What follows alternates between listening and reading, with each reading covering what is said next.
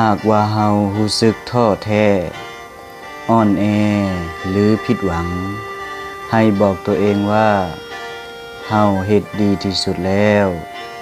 หรือบอกก็ให้บอกตัวเองว่า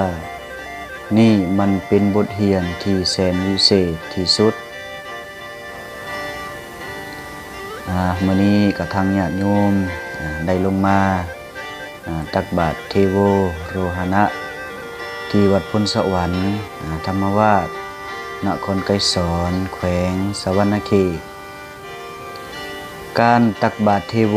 โรหณะนี้หมายถึงการเฮ็ดบุญตักบาตรก็คือการระลึกถึงพระพุทธเจ้าในตอนที่เพิ่นเสด็จลงมาจากเทวโลกหรือว่าจากสันดาวดึงส์ที่เพิ่นได้ขึ้นไปจำพรรษาเพื่อเทศนาโปรดพระมารดา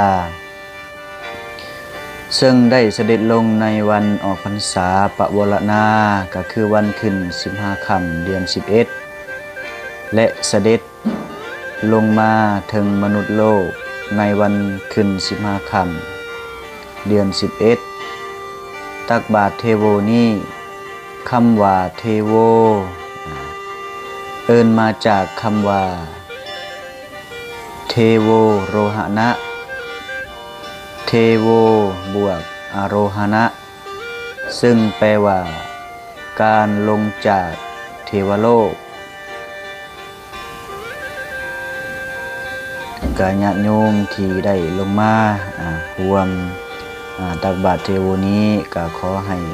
มีแต่ความสุขความเจริญในชีวิตในธุรกิจการงาน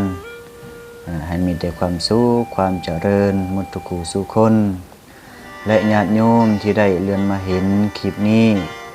ก็ให้มีแต่ความสุขความเจริญรุ่งเรืองเรืองเรืองมีความสุขเย็น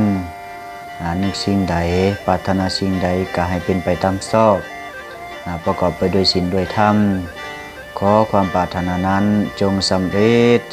จทุกสิ่งทุกประการทุกทานทุกคนด้วยเถิด